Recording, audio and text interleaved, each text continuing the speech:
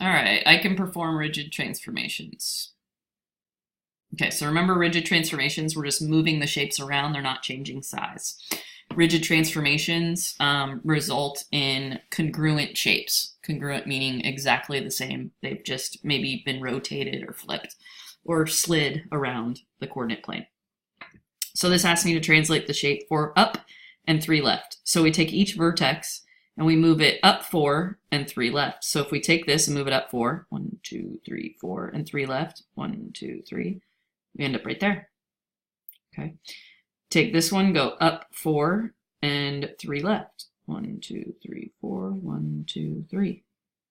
Notice that this is 1, 2, 3, 4 units long. This should also be 4 units long, and it is. Now, I could move this up 4 and over 3, or I can just see how long this line should be. It should be 1, 2, 3, 4, 5, 6 long. 1, 2, 3, 4, 5, 6 long. Right? If this is 6, this is 6. If I can also double check and make sure this was up 4, left 3. 1, 2, 3, 4, 1, 2, 3. Looking good.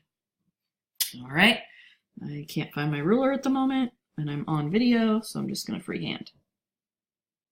There's my new shape, and please shade it in. Okay. All right. Number 2, we've got rotate the shape 90 degrees counterclockwise about the point 4, 2. So this 4, 2 tells me which point needs to stay put. So I need to go to 4, 2. There it is. Counterclockwise is this way.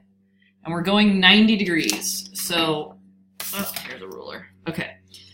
This line right now is straight up and down. So if I go, let's take a look if I use this end. If I take this and rotate it 90 degrees about that point, 90 degrees is right there, okay? So this line needs to come down here. So what I can do, you can either use tracing paper, or we can just say this line is 1, 2, 3, 4 units long. So I'm going to be 4 units long this way. 1, 2, 3, 4. Okay. Now, this line, which is 1, 2, 3 units long, needs to be right here, right? If it went 90 degrees, so 3 units. I now have all my vertices. Again, you could use tracing paper. If you had taken the tracing paper and just rotated it 90 degrees counterclockwise and keep that point solid, you would have ended up with the same answer. Okay. All right. Reflect the shape over the line x equals 2. So to find the line x equals 2, we need to go to where x is 2. This is my x-axis. So x is 2 is right here. That line, x equals 2, goes right through 2. That's the line, x equals 2. So this shape needs to flip over here, okay? And it needs to be the same distance away from the line x equals 2. So this point is 1, 2, 3, 4 units away. So it needs to be 4 units away to the right. 1, 2, 3, 4. 4 units away, 4 units away. This is 4, 5, 6, 7 units away, or you could just say 3 units further. And I have my new shape. So you can imagine if I took my paper and I folded it over the dotted line,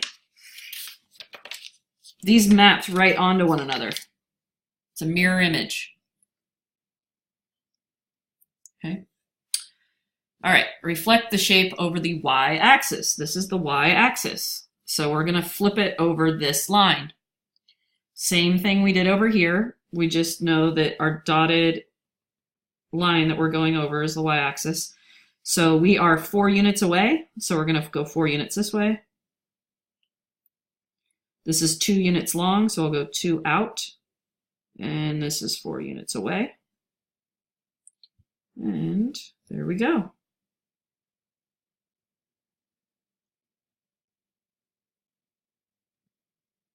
Okay, that's that.